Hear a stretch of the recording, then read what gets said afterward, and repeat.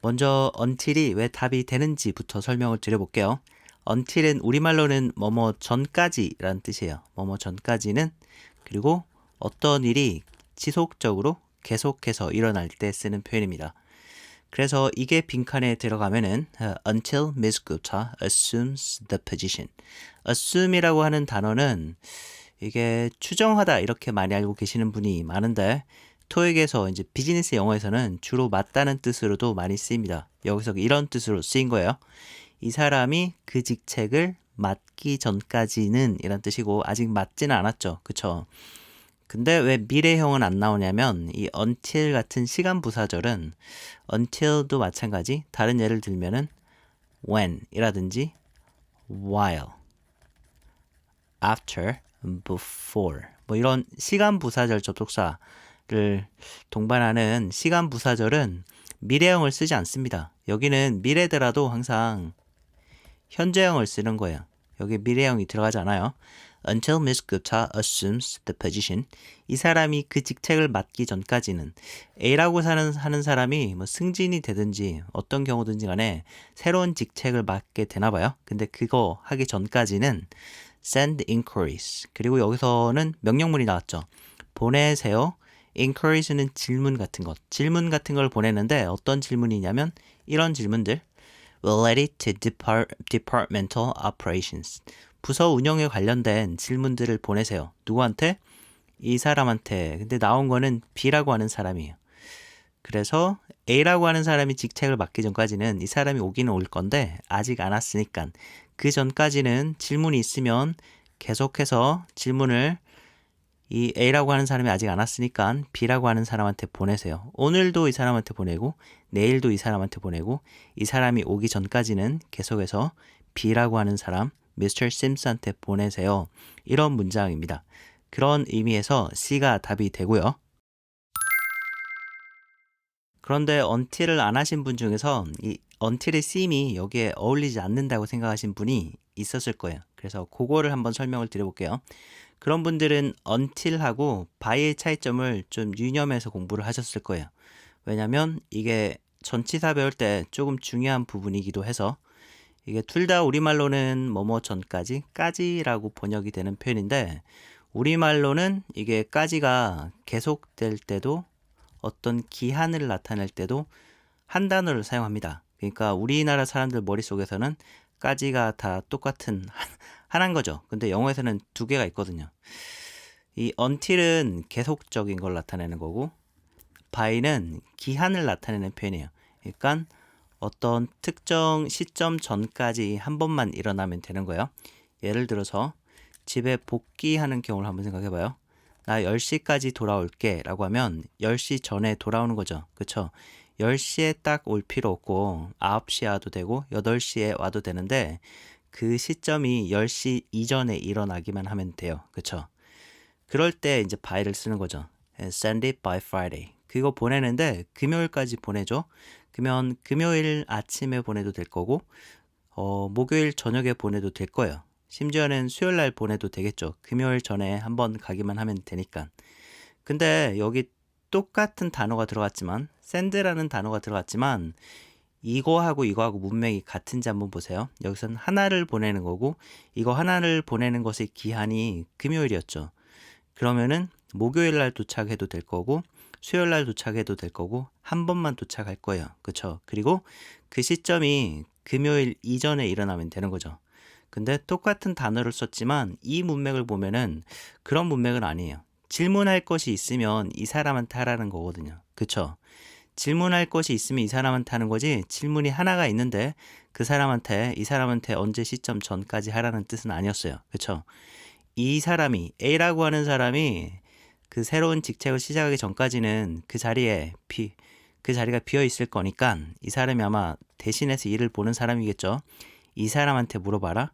오늘도 이 사람한테 물어보고 내일도 이 사람한테 물어보고 계속해서 이 사람이 오기 전까지는 계속해서 이 사람한테 물어보는 거죠. 그래서 send라는 단어를 똑같이 썼지만 문맥이 좀 다르다는 것을 알 수 있을 거예요. 그렇죠? 알 수 있죠. 이거는 하나를 제출하는 경우고 이거는 질문을 물어보는 경우인데 질문을 여러 사람이 여러 질문을 이 사람이 오기 전까지 계속해서 물어봅니다. 그쵸? 그렇기 때문에 여기는 until이 들어가는 것이 맞아요. 이 문제가 시험에 나왔을 때 여기 빈칸에 들어갈 말이 now that 이라고 생각하신 분도 꽤 많이 있었어요. now that에서 that은 생략이 가능해서 빈칸에 now가 들어가야 된다 이렇게 주장을 하셨죠.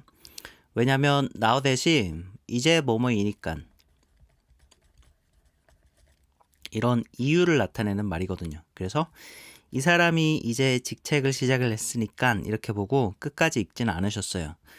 직책을 시작을 했으니까 질문을 보내라 이렇게 생각하시고 A를 선택하시고 넘어가셨는데 이게 문제가 두 가지가 있습니다. 첫 번째 문제는 이 A가 될 수 없는 이유가 첫 번째는 어떤 이유가 있냐면 시제가 어색합니다.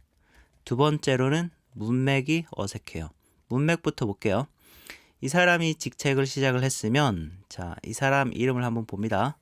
이 A라는 사람이 있고 B라는 사람이 있는데 직책을 시작을 했으면 이 사람한테 물어봐야 되겠죠. 근데 뒤에 나온 말은 send inquiries related to departmental operations. 부서 운영에 관련된 질문을 B라고 하는 사람한테 해라. 이렇게 했어요. 직책을 시작을 했는데 직책을 시작을 했으면 이 사람이 담당자가 되는 거고 A라고 하는 사람한테 물어봐야 되겠죠. 근데 B라고 하는 사람한테 물어보라고 했어요. 문맥이 이상하죠. 직책을 시작을 했는데 다른 사람한테 물어보라고 하니까 문맥이 이상하잖아요. 그리고 첫 번째로는 시제가 어색합니다. 시제가 여기 현재로 들어갔는데 그렇게 해서는 안 되고 직책을 시작하는 거는 직책을 떠맡는 거는 떠맡고 직책을 시작을 했어야지 그 사람이 담당자가 되는 거죠. 그쵸? 그렇기 때문에 여기가 그런 뜻이려면 일단은 시제가 과거가 들어가야 돼요. 이 사람이 그 직책을 떠맡았으니까 아니면 과거를 의미할 수 있는 현재 완료로 들어가죠. 직책을 떠맡은 상태니까 이렇게. 그래서 시제가 일단은 assume이라는 단어를 사용하고 싶으면은 과거나 현재 완료가 되어야 됩니다. 그리고 두 번째로는 현재형을 쓰고 싶으면 이런 걸 써야 되죠. 이제 이 사람이 매니저이기 때문에 동격으로 이미 매니저가 된 거예요. 그렇죠? assume 했으니까 매니저가 된 거죠.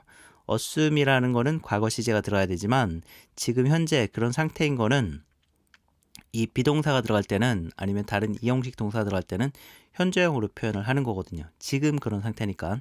그래서 현재형을 쓰려면 이런 동사가 아니라 비동사가 들어야 되는 거죠.